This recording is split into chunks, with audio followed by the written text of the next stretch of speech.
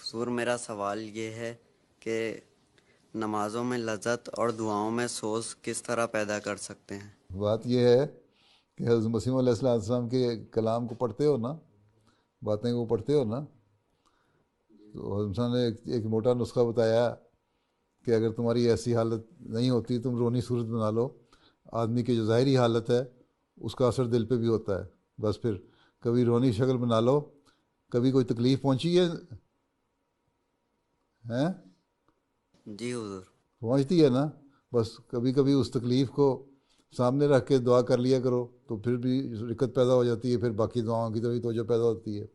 پھر اگر صرف درد ہو دوسروں کے لیے تو ان کے درد کو سامنے رکھ کے دعا کرو تو اس سے بھی توجہ پیدا ہو جاتی ہے دعا کی طرف. تو یہ اپنی حالت کو اس حالت کے مطابق کرو، شکل ایسی بناؤ تو رکت اور سوز پیدا ہو جاتا ہے. اور جب پیدا ہو جائے تو ٹھیک ہے. آج کل ایک مربی کا کام یہ ہے، ایک مبلغ کا کام یہ ہے کہ اس نے اپنی زندگی وقف کی ہے، اور اس کا سب سے بڑا چیلنج جو ہے اس کے سامنے وہ یہ ہے کہ ساری دنیا کو اسلام کی حقیقی تعلیم سے روشناس کروانا ہے، آشنا کروانا ہے. اس کے لیے بہت بڑا ایک چیلنج ہے.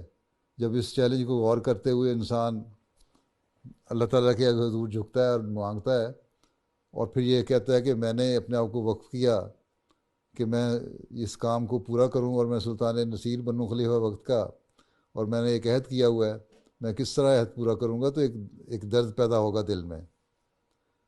اس درد کو پیدا کریں گے تو آپ کی توجہ پیدا ہو جائے گی دعاؤں کی طرف. صرف ذاتی درد کے لیے دعائیں نہ کیا کریں بلکہ جماعتی درد پیدا کر کے بھی دعائیں کریں تو اللہ تعالیٰ پھر ذاتی مسائل کو بھی حل کر دیتا ہے. ٹھیک ہے. اور بار بار بار بار ایا کا نعبد و ایا کا نستعین کا ورد کیا کریں. ایک بزرگ کے بارے میں آتا ہے قادیان میں ہی، غالباً مولانا مولوی سرور شاہ صاحب تھے یا مولوی شیر علی صاحب تھے کوئی، تو کہتے ہیں میں نے دیکھا کہ وہ کھڑے ہیں اور کھڑے نفل پڑھ رہے ہیں مسجد مبارک میں قادیان میں ہی، اور رکوع میں نہیں جا رہے، نیت باندھی ہوئی، ہاتھ باندھا ہوا ہے. کہتے میں قریب جا کے گیا، ہلکا ہلکا وسپر کر رہے تھے ایا کا نعبد و ایا کا نستعین کہہ کہ وہ اتنا زیادہ رکت آئی ہوئی تھی ان پہ کہ اسی فکرے کو لے کے وہ 15 منٹ دہراتے رہے. تو یہ تو نماز میں جو مختلف حالتیں ہیں آپ لوگ اس پہ غور کریں. اگر ماشاءاللہ جامعہ میں پڑھنے والے ہیں اور دین کا علم بھی ہے اور جو نماز کے الفاظ ہیں ان کا ترجمہ اور مطلب بھی آتا ہے، اس کی تشریحیں اور تفسیریں بھی پڑھی ہوئی ہیں، تو جب اس پہ غور کرتے ہوئے آپ پڑھیں گے اور بار بار دہرائیں گے تو ایک ایسی حالت اور ایک کیفیت پیدا ہو جاتی ہے پھر انسان میں بار بار دہرانے سے کہ خود ہی رکت طاری ہو جاتی ہے. ٹھیک ہے. جی حضور۔